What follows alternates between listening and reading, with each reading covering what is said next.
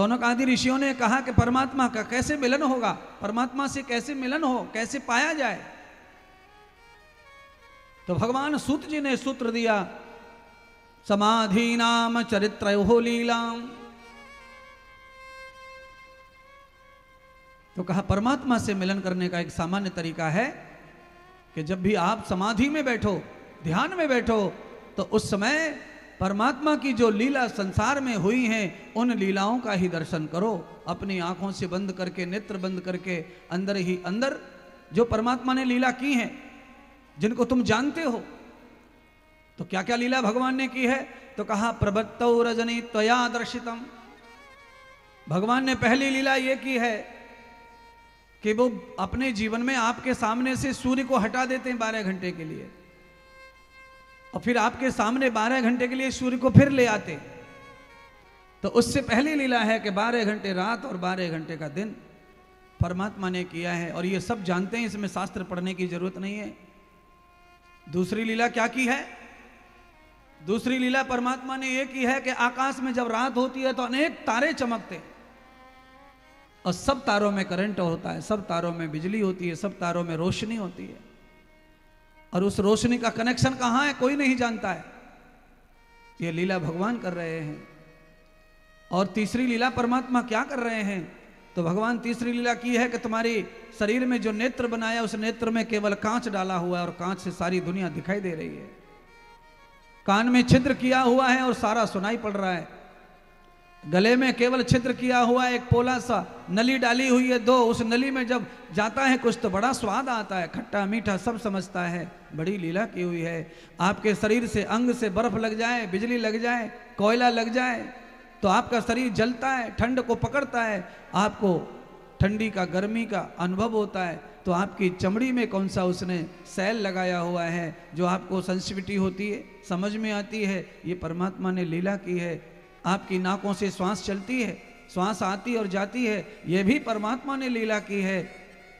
आपका मन कहाँ है, चित्त कहाँ है, आप कोई नहीं जानता, पर आपके मन में बहुत सारी बातें रहती हैं जो पहले थी, वो स्टोर हो जाती है। ये भी परमात्मा ने लीला की है। तो क्या कह रहे हैं सूत जी? कह रहे हैं जो भगवान ने तुम्हें दिया है उसका ध्यान करते समय उन्हीं का ही नेत्र बंद करके दर्शन करते रहना, जिससे तुम्हारा मन इधर उधर ना भटके, जो भी तुम जपे वही तुम्हें प्राप्त हो। तो परमात्मा की लीला समाधि में बैठ करके दर्शन करें। समाधिम चरित्रम प्रदर्शते है, भगवान के चरित्र का दर्शन करो समाधि में बैठ के। अच्छा, इसका दूसरा अर्थ भी करूंगा। एक अर्थ तो आपने ऐसे ही समझ लिया, अब समाधि का दूसरा अर्थ क्या है? धी, समाधि, धी माने बुद्धि, अर्थात भगवान की लीलाएं हर समय हमारी बुद्धि में सम रूप से चलती रहें। हमारी बुद्धि में इधर उधर का जो ज्ञान घुसता है, जो हमें टेंशन में डालता है, तकलीफ में डालता है, परेशानी में डालता है, वह ज्ञान नष्ट हो जाए और उस बुद्धि में ध्यान करते समय परमात्मा का ही लीलाओं का दर्शन हो, जिससे हमारी बुद्धि कुंठित न हो, कल्पित न हो, इच्छावादी ना हो, वासनावादी ना हो, और किसी अपराध को ना छुए, हमें अपराध से प्रेरित ना करे। हमें मुक्त करने वाली बुद्धि चाहिए, और वो बुद्धि वही है, समाधि वाली बुद्धि है। परमात्मा का नित्य लीलाओं का दर्शन करते रहिए। वाह वाह वाह वाह वाह वाह परमात्मा, तुमने क्या खूब इस संसार को बनाया है महाराज, अद्भुत संसार। कैसा संसार है?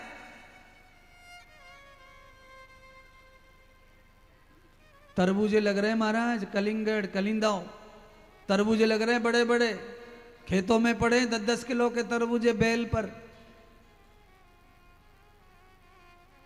यही परमात्मा की सुंदर व्यवस्था है। जिस फल में ज्यादा वजन है ना, वो वजन पहले ही परमात्मा ने धरती पर पेड़ लगा दिया है। वो बेल वाला फल है, वो जिसमें वजन ज्यादा, उसको ऐसी जगह पे लगा दिया है जिसका वजन किसी को उठाना ना पड़े, बेल पर जिसका लोड ना पड़े।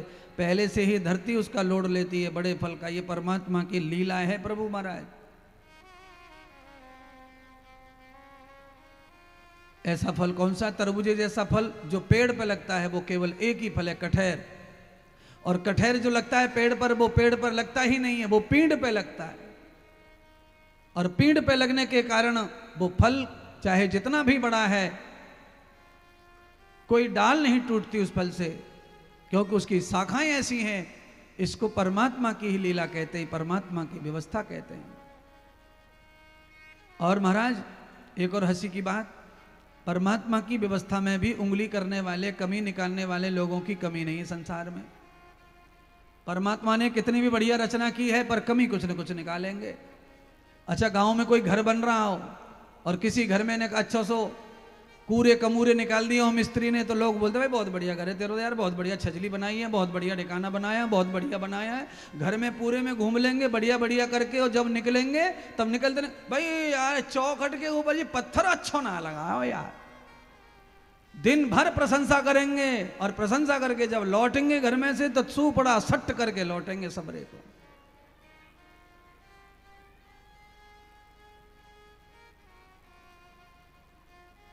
इतना अच्छा, इतना अच्छा, 100 में से 99 अच्छा है। एक जगह कमी दिखी उसको कहे बगैर जनता मानती नहीं है। आपकी 1000 अच्छाइयों में एक बुराई छुप नहीं सकती है, जमाना उसे छुपने देगा ही नहीं, छुप सकता भी नहीं है। आपकी सारी अच्छाइयों पे पानी फिर जाता है एक बुराई से, एक कमी से। इसलिए परमात्मा किसी को भी बुराई करने के लिए जगह ना प्रदान करे। प्रार्थना किया करो परमात्मा से। तो भगवान सूत जी ने कहा, ये परम भागवत जो स्वयं नारद जी ने सुनी है, ये परम भागवत नारद जी की कृपा से ही मेरे पास आई है। ऐसे परम विदुषी, परम त्रिकालदर्शी महामुनि नारद इस भागवत कथा को सुनकर के हमेशा के लिए उऋण हो गए अपने ऋणों से। यही भागवत श्री कृष्ण अमृत अगर आप लोग भी सुनोगे तो आप भी उऋण हो जाओगे संसार के ऋणों से। इसीलिए भागवत का ही श्रवण तुम्हारे लिए श्रेष्ठ है। सूत जी ने शौनक आदि 28,000 ऋषियों को ये बता दिया कि अगर तुम भागवत श्रवण कर लेते हो तो तुम्हारा भटकना बंद हो जाएगा और तुम्हें परम गति प्राप्त हो जाएगी। तो शौनक जी ने प्रश्न कर दिया फिर से, ऐसा क्या है भागवत में, ऐसा भागवत में क्या है जो हमें परम गति प्राप्त होगी और हमारा कल्याण हो जाएगा। तो भागवत में क्या है ये जब पूछा तो बताना ही पड़ेगा। अब तो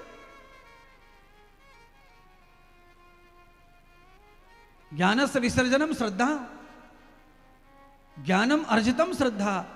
कभी कभी ज्ञान से श्रद्धा टूट भी जाती है और कभी ज्ञान से श्रद्धा पैदा भी हो जाती है। दोनों काम ज्ञान से हो जाते हैं। आदमी को जब ज्यादा ज्ञान होने लगता है तो पीछे का जो ज्ञान था उससे खंडित हो जाता है उसका, और उस वहां से श्रद्धा खत्म हो जाती है, वो आगे ज्ञानी हो जाता है।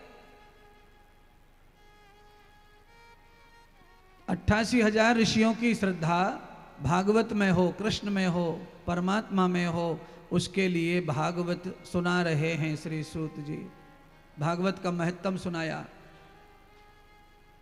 और महत्तम में क्या सुनाया, यात ब्रह्मा तमसो गति, यास ब्रह्मा तमसो गति, या सत्त निरोग वार्षितम, अनन्यार पंथोद्वयाम देवम एव श्रुति स्मृति।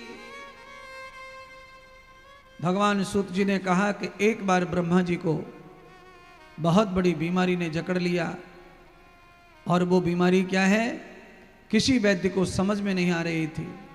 तो बीमारी कैसी है, तो कहा शोकम विभूष चितयेत मूलम। ब्रह्मा जी को अचानक किसी शोक और चिंता ने घेर लिया। अब चिंता का निवारण वैद्य के पास तो हो नहीं सकता, डॉक्टर कैसे चिंता का निवारण करेगा, क्योंकि शरीर में कोई बीमारी नहीं थी, दुखारी नहीं थी, और चिंता सताई जा रही थी। तो हमारे क्षेत्र में क्या कहते हैं, आप लोगों की कहावत है समाज में कि चिंता चिता से भी बढ़कर होती है। अब ऐसी बीमारी लगी थी महाराज ब्रह्मा जी को। अब इस कथा को सुनते सुनते ये भी समझो कि अगर चिंता ब्रह्मा जी को सता सकती है तो आपको चिंता सता सकती है, तो घबराने की जरूरत नहीं है फिर, क्योंकि चिंता ने ब्रह्मा को नहीं छोड़ा, सृष्टि रचयिता को चिंता ने नहीं छोड़ा, अशांति ने नहीं छोड़ा। जो भी संसार में आया है शरीर लेकर के उसे अशांति सताएगी, चिंता सताएगी, क्लेश सताएगा, और वासना तो बहुत ज्यादा सताएगी शरीर में आओगे तो। क्यों? ये जो शरीर है यही वासना का पिंड है, और इस वासना के पिंड को शुद्ध करना ही कथा का काम है।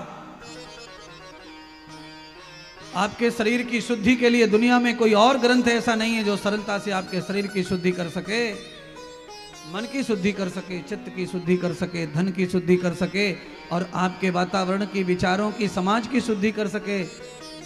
आपके 6 प्रकार के विकास को, 6 प्रकार की उन्नति को निरंतर बढ़ाने वाला कोई शास्त्र है तो वो भागवत है महाराज।